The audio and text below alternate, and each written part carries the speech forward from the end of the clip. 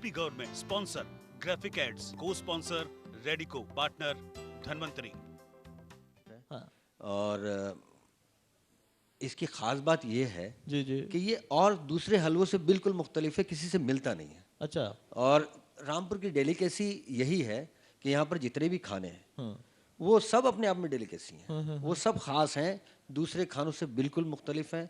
यहाँ का जायका पूरी तरह दूसरी जगहों से, मैं ये नहीं कह रहा हूँ कि दूसरी जगह खाने अच्छे नहीं नहीं हैं, नहीं बिल्कुल, लेकिन सब अलग है, हर हाँ हर चीज़ वो की हर उनका जगह की अपना अपनी। जायका होगा, इनका अपना है। अच्छा, महफूज साहब यहाँ बैठे हैं, हाँ। ये क्योंकि आज भी जो शाही खानदान है रामपुर जी, का, जी। नवाबों का, उससे मुतालिक हैं। अच्छा। तो अदरक का हलवा या इन्होंने तो कमाल कर दिया, इन्होंने तो मिर्च का हलवा ही बना दिया। क्या बात कर रहे हैं? इन्होंने नीम का हलवा भी बना दिया। तो यहाँ पर हलवे तो इतने इतने इस तरीके से बनाए इन्होंने कि वो लगता है कि यार ये तसव्वुर करना बड़ा मुश्किल है कि हलवा कैसे हो सकता है मीठा। नीम का अब सोचिए आप, नीम तो कड़वी चीज़ है, उसको इन्होंने बनाया। तो इसके बारे में तो यही बताएंगे। अभी तक तो नीम कोटेड यूरिया पर मैं चर्चा बहुत कर चुका हूँ कि नीम कोटेड यूरिया आने लगी है, यूरिया आने लगी है, नीम कोटेड हलवा भी, या नीम का ही हलवा बना दिया पूरा नीम महफूज का भाई। हलवा। जी जी सर, आदाब। आदाब भाई, लेकिन क्या आपने मतलब अदरक मिर्च नीम किसी को नहीं छोड़ा। और जैसा नाविद भाई ने कहा, मैं जहां तक जानता हूं कि हलवा वो होता है जिसमें जी। सब मिल जाता है। बिल्कुल बिल्कुल। और इनका कहना है कि यहाँ का हलवा ऐसा है कि वो किसी से नहीं मिलता है। गजब जी का हलवा है बिल्कुल भाई। बिल्कुल। अभी हाल फिलहाल में एक वो आए थे chef Kunal, master chef India. हाँ। तो रामपुर आए थे वो, शाहिद अख्तर खान पे जब वहाँ हमारे यहाँ आए तो उन्होंने कहा हमें रेसिपी वो चाहिए जो इंटरनेट पे ना हो। अच्छा, जो ना हो। बिल्कुल स्वीट। बोले, मैंने कहा सर आपको क्या चाहिए? बोले मुझे मीठे चाहिए। तो मैंने कहा मीठे मैं आपको दे दूंगा। हमारे जो जैसे ये नीम का हलवा है और अदरक का हलवा है, गोश्त का हलवा है, हाँ। मछली के गुलाब जामुन है, मछली के गुलाब जामुन, मछली का हलवा है। कान सही है मेरे। आपको सुनने में थोड़ा ऐसा लगेगा लेकिन ये मैं आपको शायद गोश्त का हलवा एक और ऐड हो गया, मतलब अदरक हो गया, नीम हो गया, गोश्त हो गया, मछली हो गया। जी, जी, जी। कुछ और बाकी है? मिर्च का हलवा, मिर्च का हलवा। शिमला मिर्च का हलवा, शिमला मिर्च का। अच्छा, जी, जी, और एक घिगवार का हलवा बनता है। घिंगवार बार भी का हलवा। हलवा हो गया। हाँ तो मैंने कहा ठीक है, मैं आपको एलोवेरा। हाँ, एलोवेरा। हाँ मैंने कहा मैं आपको ये रेसिपी दे देता हूँ। दादा इलाही रेसिपी है हमारी, क्योंकि पहले बना करती थी नवाब साहब की, मेरे दादा इलाही जो थे, दादा परदादा, वो बनाया करते थे। नीम का हलवा बहुत सारी बीमारियों में काम आता है।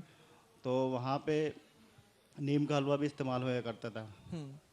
तो वही रेसिपी मैं आज उस पर काम कर रहा हूँ, बना रहा हूँ। नीम के हलवे, मिर्च के हलवे, शिमला मिर्च के हलवे, गोश्त के हलवे, या फिश वाला जो आपने बताया। जी, जी, जी। हलवा मतलब मैं जितना जानता हूँ, जैसे हलवा नाम आता है मेरे मुंह में जो है लाट पकने लगती है, मतलब मीठा जी, मीठा सब जी, हो गया। तो ये जी, सब मीठा मीठा है या नाम हलवा है, कुछ और है काम इसका? नहीं नहीं, मीठा स्वीट। मतलब दुकान ऐसी तो नहीं कि मतलब ये दवाई वाला कोई हलवा है जो ना ना मतलब ना, आप- ये खानों पे चलता है, जैसे खानों पे शादियों चल। में भी हम तो बनाते हैं। ऐसा कैसे हुआ कि आज के दौर में ये चीजें इंटरनेट पे नहीं हो और आप इस पर काम कर रहे हो, और कब से हैं? क्योंकि जब मैं अब इसको कनेक्ट कर रहा हूं तो ये बड़ी पुरानी चीजें होंगी।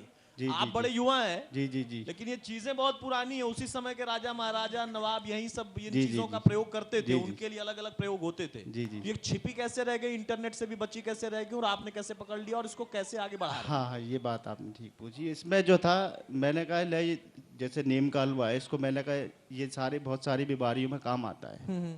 तो लोग क्या नाम है, खाने को भी कहते हैं इसको, इसका पानी भी पीते हैं, जैसे करेले का पानी होता है, नीम का पानी भी होता है, बहुत सारी बीमारियों में काम आता है ये। हाँ हाँ। तो इसको हमने पकाया, पकाने के बाद हमने इसको जैसे पतीले में हम पकाते हैं, इसको एक पतीले में हमने पकाया, जैसे पतीला खुला हुआ होता है ना वो बर्तन, तो पकने के बाद इसकी जितनी कड़वाहट है, सारी कड़वाहट भाप के जरिए निकल जाती है हाँ हाँ। पकाने में। तो एक पानी हमने इसका और चेंज कर लिया, तो दो तीन पानियों में जो है इसकी कड़वाहट निकल जाती है। फिर हम इसको सिल पे पीसते हैं अच्छा। हाथ से। फिर इसमें ऐड करते हैं ड्राई फ्रूट। ड्राई फ्रूट थोड़ा डालने के बाद इसको सिल पे पीस के फिर इसको हम देसी घी में खींचते हैं।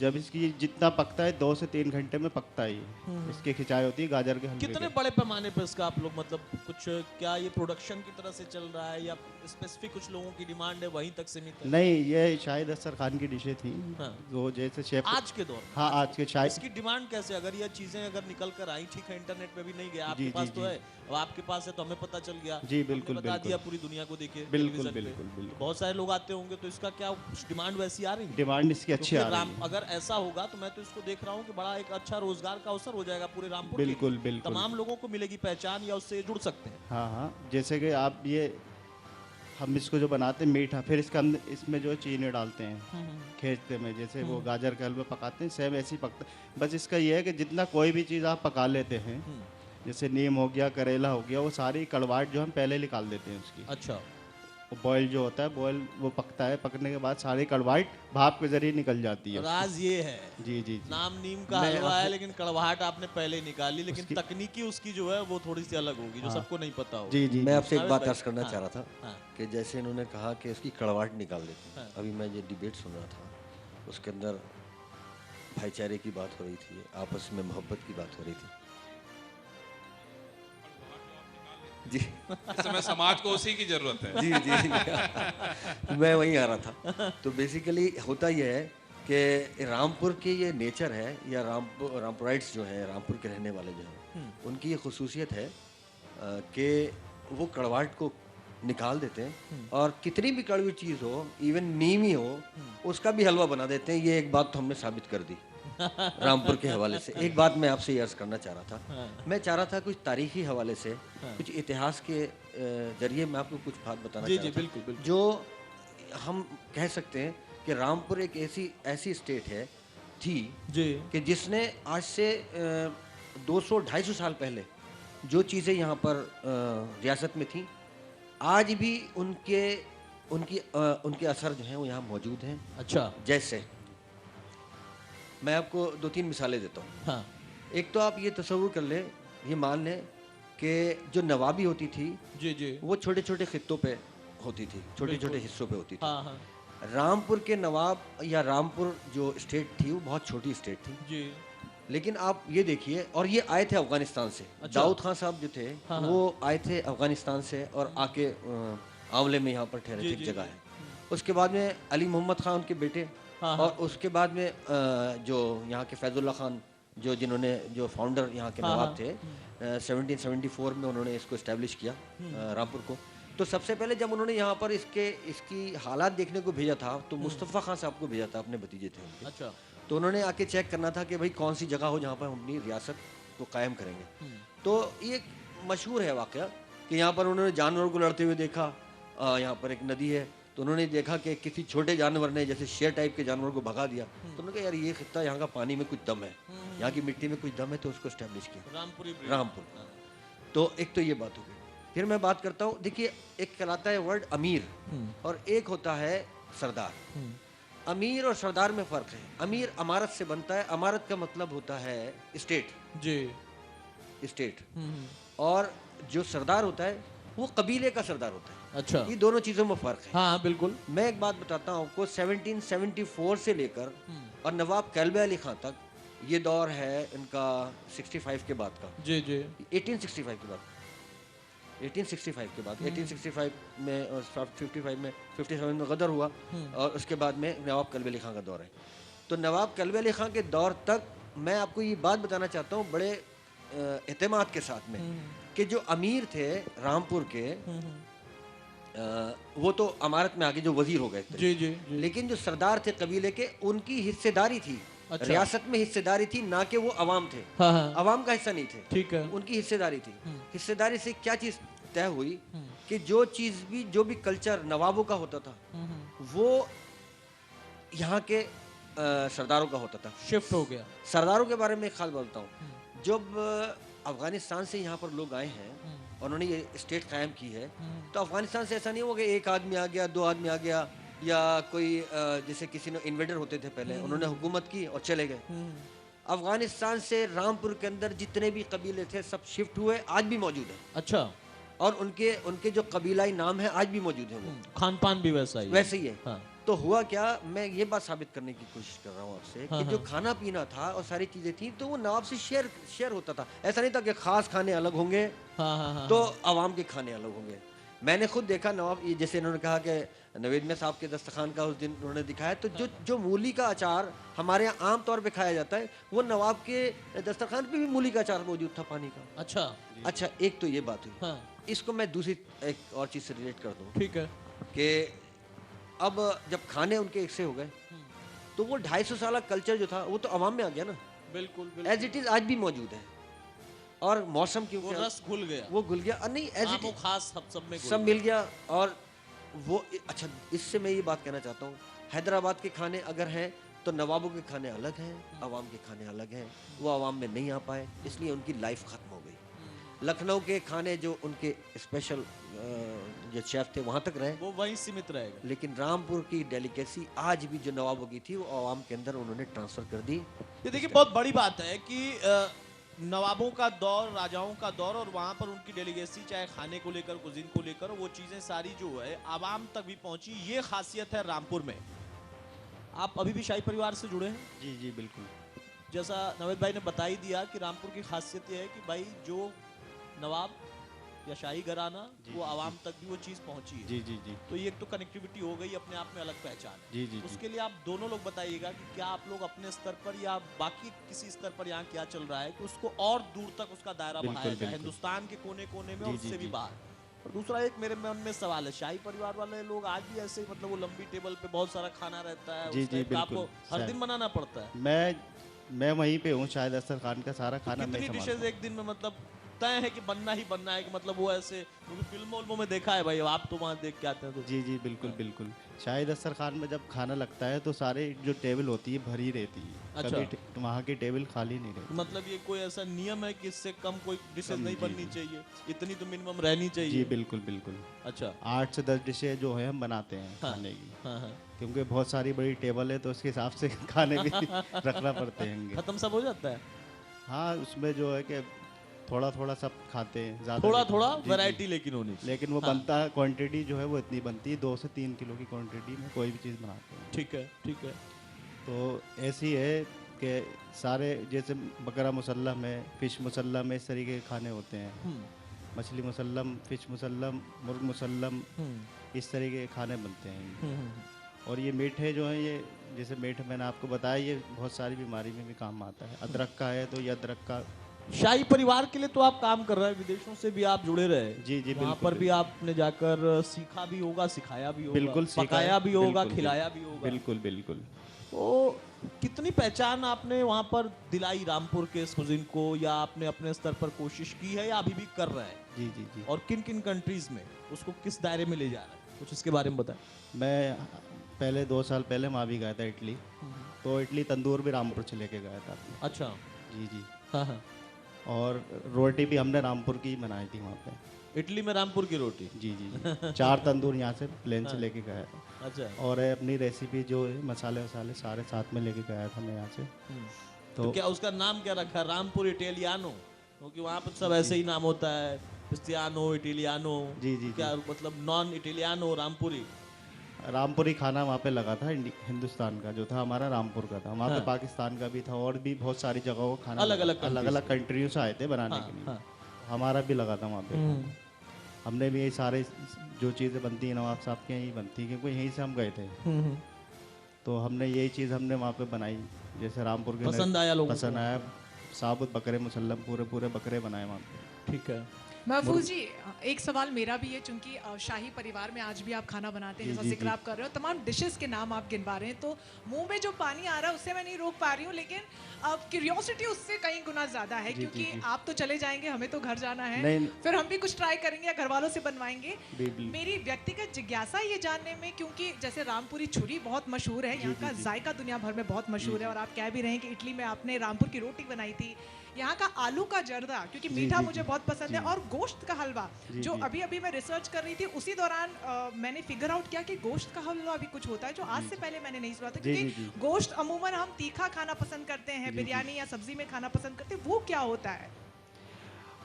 ये सब एक शाहिद अख्तर खान की डिशें है। जैसे नवाब साहब का आर्डर मिल जाता है कि हमें आज ये मीठा इसका बना के खिलाओ, हम ट्राई करेंगे। जो हमारे दादा थे, परदादा थे, वो बनाया करते थे, कि जैसे कि कभी उन्होंने कह दिया कि ये चीज़ हमारे लिए बना दो। हम मना कैसे करेंगे? नवाब साहब ने कह दिया, राजा साहब ने कह दिया, बनाना तो पड़ेगा। अब जब कहते करते ऑर्डर मिल जाया करता था, तो बनाते थे उसको। हाँ। ऊपर से फिर उस पर इनाम भी मिलता था हाँ, कि मना नहीं करते। कभी कुछ शर्बिया दे दिए, कभी सोने का सिक्का दे दिया, तो कभी कुछ दे दिया। तो इस तरीके से वो खुश रखते थे अपने जो खान सामा थे। तो मना नहीं करते थे वहाँ पे। कुछ भी अगर उन्होंने कह दिया, हकीम साहब ने जैसे कहा कि आपको नीम का सेवन करना है, नीम का जो है या गोश्त का हलवा कितना पुराना, मतलब कैसे, कितने पुरानी रेसिपी होगी जो आज भी उतनी, रामपुर में बहुत चर्चित है, कुछ और जगह होगी लेकिन आमतौर पर उतनी हाँ, चर्चित आम दौर नहीं से है। नहीं है। हाँ, तो ये मतलब कितनी पुरानी रेसिपी होगी? ये है 40-50 साल पुरानी रेसिपी। 40-50 साल। जी जी।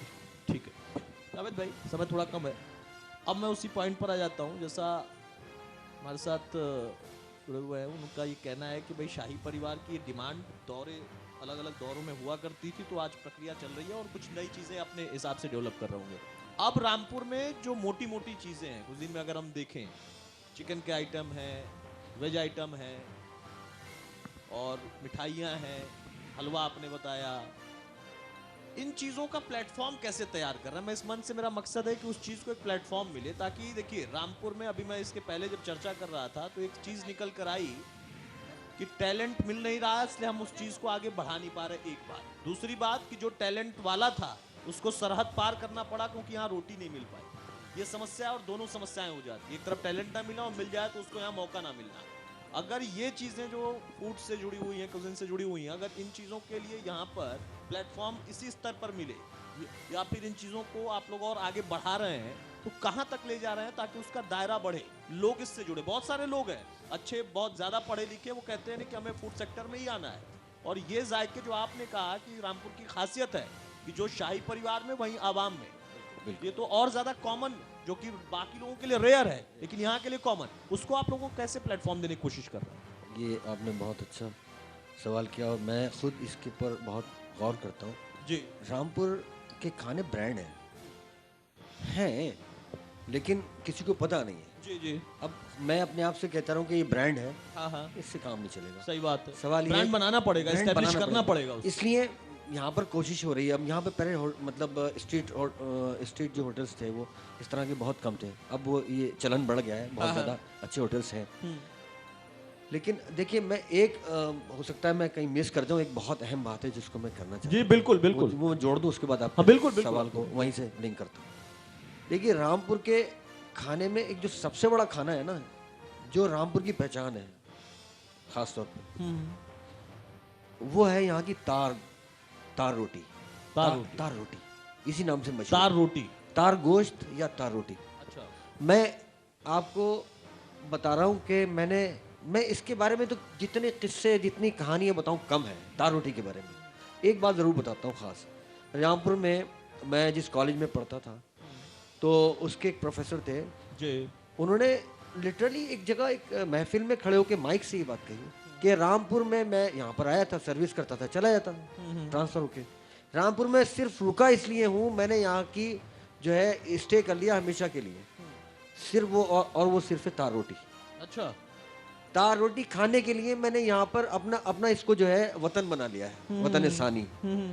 ये मैं शरीफ कुरैशी साहब की बात कर रहा हूँ, नाम मैं बता रहा हूँ आपको। इसके अलावा मैं बहुत से लोग ऐसे हैं जो तार रोटी की दीवाने हैं यहाँ पर। मैं क्या कहना चाहता हूँ, ये एक डेलिकेसी है।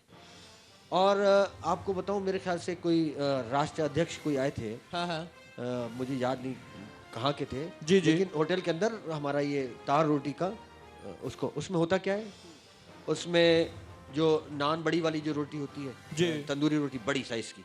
अच्छा, एक और बड़ी अहम बात मैं बताना चाह रहा हूँ, टाइम कम है, मेरे दिमाग में बहुत कुछ है। मैं ही चाह रहा था कि जैसे लखनऊ है और दिल्ली है, दिल्ली और लखनऊ स्टेट्स थी बड़ी जी। दिल्ली तो मतलब दारुल खिलाफा हिंदुस्तान का ही था, उसके बीच में रामपुर पड़ गया। रामपुर ने क्या काम किया, मैं बताना चाहता हूँ एक नई बात। दिल्ली जिस तरीके से जब 1857 हुआ, उसके बाद में वो बर्बाद हो गया, लखनऊ भी और दिल्ली भी, तो सारे जितने भी फनकार थे, चाहे वो खाने से मुतालिक हो, चाहे वो फाइन आर्ट से मुतालिक हो, वो सब रामपुर में उनको पनाह मिली। जैसे कि अभी आप उससे पहले कह रहे थे कि वो मुनीर शिको आबादी कि वो क्यों शर्मिंदा है, आ जाए यहाँ पर, तो ये बात थी। तो रामपुर वालों ने क्या किया, रामपुर के नवाबीन ने यहाँ पे किताबें, जो वहाँ के कुतुब खाने खराब होते, वो उजड़ रहे थे, वो सब चीज़ें आ गई जी। मैं ये कहना चाहता हूँ, यहाँ पर जैसे मैं कबाब है, दिल्ली का कबाब लीजिए, लखनऊ का कबाब लीजिए और रामपुर का कबाब लीजिए, तीनों डिफरेंट है। अच्छा। अगर उनकी रेसिपी एक भी होगी जी तब भी शक्ल से अलग होंगे। अच्छा शक्ल से क्या अलग होंगे? दिल्ली का कबाब, अगर शामी कबाब ले लें, गोल वाला शामी कबाब, वो थोड़ा मोटा होगा। ठीक है। लखनऊ का बहुत नाजुक होगा।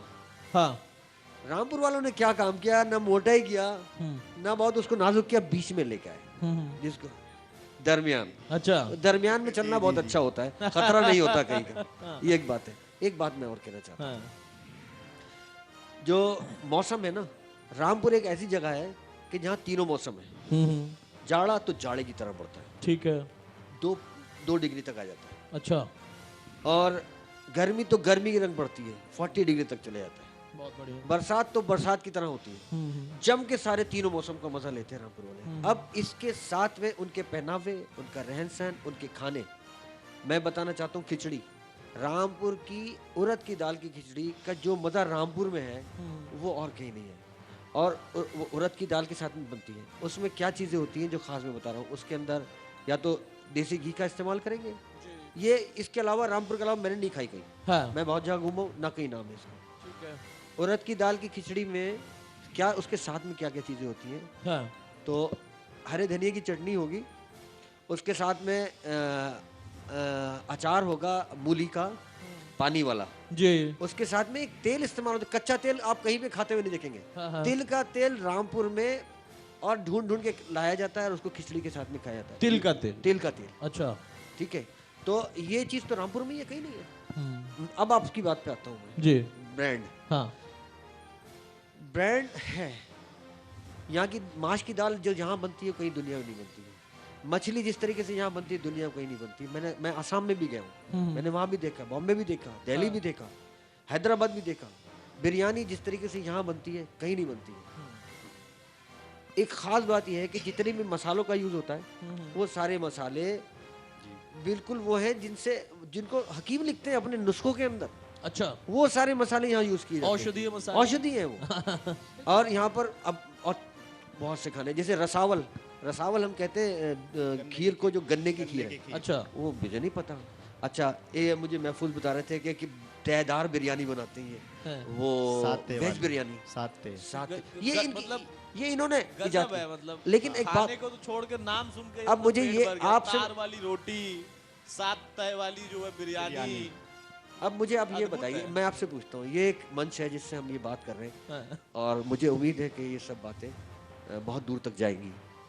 अब ये तो एक इंडस्ट्री है, लोगों को इसका मजा है, लोगों को इसका फायदा पहुंचे, लोगों को रियल खाना, रियल टेस्ट, रियल इंडिया बिल्कुल जिसको। बिल्कुल। अच्छा, रियल इंडिया की बात, एक आखिरी बात है, मैं इसके बाद में बंद करता हूँ हाँ हाँ अगर टाइम नहीं बिल्कुल बिल्कुल। मैंने एक बात को आज से 20 साल पहले हाईलाइट किया था, मुलाहिजा करें खास तौर पे आप सब लोग। रामपुर में देखिए हिस्ट्री जो है ना वो लिखी जाती है। देखिए हिस्ट्री में कई मरतबा आज भी मैं सुनने को मिलता है कि नहीं ये गलत लिखा है, वो गलत लिखा है, ये सब गलत है। हाँ। उसको हम गलत साबित कर सकते हैं होता है वितर्क से। तर्क चलते हैं। अगर जो आप चीज कहना चाहते हैं वो अगर आपने आर्किटेक्चर में ले आए हो, बिल्कुल। रामपुर के हामिद मंजिल जो हामिद अली खान ने 1902 से 1905 के अंदर बनवाई थी, उसके अंदर 8 मीनारें ऐसी हैं जिसको हमारे डीएम साहब ने और यहाँ के एडमिनिस्ट्रेशन ने बहुत हाईलाइट किया। हाँ। पहली मर्तबा मैंने उसको हाईलाइट किया था जी। क्योंकि डॉक्टर वक़ारुल हसन सिद्दीकी स्वर्गीय, उनका इंतकाल हो गया। वो जब डायरेक्टर रामपुर रज़ा लाहिरी भी बन के आए थे, मैं आज भी वहाँ रिसर्चर हूँ, रिसर्च करता हूँ। हाँ। तो मैंने ये, उन्होंने मुझे काम दिया था इमारतों का, हाँ। रामपुर की आर्किटेक्चर का, उसके ऊपर जो है मॉन्यूमेंट्स है उसके ऊपर काम कीजिए। मैंने वो काम शुरू किया था। ठीक है 2015 में उनका एक आर्टिकल आया था जी। जनरल नंबर 9 में हमारे रज़ा लाइब्रेरी के, उसमें उन्होंने सारी इमारतों का जिक्र किया, सारी खासियतें बताई, लेकिन उसमें उन्होंने वो बात नहीं बताई थी। जब उन्होंने मुझे ये काम दिया और मैंने उनको बताया एक दिन हाँ। कि आपने इसको भी देखा गौर से, तो वो मतलब ही वाज एस्टोनिश्ड, मतलब देख के वो हैरत में, हाँ। यार ये तो मैंने देखा नहीं। अच्छा, वो आर्कियोलॉजिकल सर्वे ऑफ इंडिया के एक्स डायरेक्टर थे, अच्छा। सब कुछ जानते थे। हाँ। लेकिन मैंने उनको बताया, मैंने कहा देखिए आप इसके अंदर इसको ये चीज़ नोट कीजिए। तो उसमें क्या है, उस मीनार के अंदर ऊपर सबसे मंदिर है, उसके नीचे गुरुद्वारा है, उसके नीचे चर्च है, उसके नीचे मस्जिद है। तो हमारे एक दोस्त है, उनसे मैं ये बात कर रहा था, तो वो मुझसे कहने लगे इसका क्या मतलब है। मैंने कहा देखिए चारों धर्मों को नवाब ने 1902 में हामिद अली खान ने अपनी बिल्डिंग के अंदर रख दिया। आप देखिए लिखी हुई चीज को मिटा सकते हैं, बदल सकते हैं। बिल्कुल बिल्कुल। लेकिन उसने वो चीज साबित कर दी कि आने वाले 100-200 साल तक आदमी ये ख्याल इमारत करेगा, में नक्काशी करके नक्काशी उन्होंने स्थापित कर दिया क्या? स्थापित कर दिया। हाँ, अब कोई इनकार नहीं कर सकता इस बात बिल्कुल। से कि नवाब जो था वो किसी धर्म का मानने वाला था। सही बात। फिर उन्होंने मुझसे एक सवाल किया हाँ। कि ये बताइए इसमें मस्जिद तो नीचे है, मतलब बुनियाद में है। मैंने कहा देखिए इसकी डिस्क्रिप्शन थोड़ी सी लंबी हो जाएगी, लेकिन सिर्फ 2 बातों में समझ लीजिए। आदमी हिमालय की चोटी को देखता है, हाँ, ना कि उसके नीचे। बिल्कुल। आदमी बात करता है उसके सिर से सिर मिला, आंखों से आंखें मिला के बात करता है, पैरों में जूती देख के बात नहीं करता। इसलिए मैं ये नहीं कह रहा हूँ कि उन्होंने क्यों रखा। 2 बड़ी अहम बातें हैं। ये जो मंदिर टॉप पे रखा गया है उसकी वजह यह है, देखिए नवाब किसी इन्फ्लुएंस में तो था नहीं। बिल्कुल बिल्कुल। नवाब जो थे वो 1774 से लेके और 49 तक, जब तक ये मर्जर हुआ है तब तक तो अंग्रेजों का हुकूमत थी। 74 से अंग्रेजों बिल्कुल, की बिल्कुल, हुकूमत थी। बिल्कुल। कोई किसी हिंदू राजा का कोई उनके ऊपर इफेक्ट नहीं था, कि दबाव नहीं था कि मंदिर ऊपर रखिए। ये देखिए आप उसकी ईमानदारी नवाब की कि उन्होंने मंदिर को इसलिए ऊपर रखा क्योंकि सबसे पुराना धर्म है वो इंडिया का धर्म है। बिल्कुल। वो इंडिया का धर्म है, सबसे पुराना धर्म है, टॉप पे उसको रखा। अब आप कहते हैं कि उसके नीचे जो गुरुद्वारा है, तो गुरुद्वारा तो सबसे नया है, उसको क्यों रखा उस धर्म को? वो भी इसलिए रखा कि सबसे पुराना इंडियन, फिर सबसे लेटेस्ट इंडियन। मंदिर हो गया, गुरुद्वारा हो गया। अब आते नीचे चर्च। चर्च सबसे पुराना, जैसे ऊपर एक सीक्वेंस है सबसे पुरानी की। अगर हम बाहर के मजहबों की बात करें, बाहर के धर्मों की बात करें, तो चर्च पुराना है और बाहर का है। हाँ, चर्च आ गया। मस्जिद मींस मुस्लिम धर्म, सब कुछ एक जगह समाहित कर लेकिन दिया। उन्होंने डिस्क्रिप्शन कैसे किया उसको? हाँ। ये डिस्क्राइब उसमें नहीं किया कहीं। हाँ। WC राइट ने जब इसको बनाया तो मैं ये डिस्क्राइब करने की कोशिश कर रहा था कि रामपुर ने हर तरह से जो भाईचारगी का जो वो दिया है, संदेश दिया है, मेरे ख्याल से तो पूरी दुनिया को इसको फॉलो करना चाहिए। नहीं, फॉलो नावेद भाई फॉलो तो करना चाहिए, लेकिन मेरे मन में फिर पॉलिटिकल सवाल कुल बुलाने लगते हैं। ज्यादातर हम लोग एंकरिंग उसी की करते हैं ना, तो फिर जो है रामपुर में फिर देखिए राजनीति के दौर में ऐसे ऐसे जुमले आते हैं कि उनका क्या जिक्र करें। आपको भी याद आ गया होगा कैसे कैसे शब्द बोले जाते हैं। लेकिन लब्बोलुआ भी है कि जायका बहुत पुराना लेकिन स्वाद अभी भी बरकरार, और उसमें आपने बताया कि वो क्यों है। ना सिर्फ नवाबों ने उन सारी चीज़ों को एक जगह समाहित किया, एक जगह संजोया और बहुत पहले संजोकर लोगों को संदेश दे दिया, बल्कि सबसे खास बात ये थी कि जो आम का भोजन था या जो खास का भोजन था वो आम तक यानी आवाम तक भी पहुंचा। ये रेयर है रामपुर का, और इसी वजह से ये जायका और बढ़ते रहना चाहिए। भाई इतने नाम आपने बना दिए हैं और बता दिए हैं महफूज भाई कि मतलब समझ में नहीं आ रहा है। वो 7 तय वाली बिरयानी इमेजिन करने की कोशिश कर रहा हूँ, अभी तक हो नहीं पाया इमेजिन, क्योंकि जब भी मैंने खाई एक ही तय वाली खाई है भाई। तो आप लोगों को आगे भी मुबारकबाद कि रामपुर के जायके को ऐसे ही बढ़ाएं और रामपुर के इस जायके का प्लेटफॉर्म और बड़ा हो, कैनवस और बड़ा हो देश में और दुनिया में। ये हमारी तरफ से आपको शुभकामना। इस सेशन को हम यहीं पर समाप्त करेंगे। बहुत शुक्रिया आपका। आपको रंजना। धन्यवाद अतुल जी, और आप दोनों मेहमानों का भी बहुत बहुत शुक्रिया यहाँ पर आप आए और रामपुर के जायके के बारे में जो अंदरूनी बातें होती हैं जो खासतौर पर हम युवाओं को बहुत कम पता होती है, और पसंद और दिलचस्पी खाने में हमारी बहुत होती है, तो उसके लिए बहुत बहुत थैंक यू आपको। आपने स्पाइसेस के बारे में बात की, यहाँ के डिशेस के बारे में बात की। आई होप जो दर्शक हमारे देख रहे होंगे इस वक्त उन्होंने भी बहुत कुछ सीखा होगा और अपने घरों पर वो ज़रूर ट्राई करेंगे। चूँकि जायके की बात हो ही रही है तो लंच टाइम भी हो गया है और मैं समझती हूँ कि सबको भूख भी लगी होगी, तो 10 मिनट का छोटा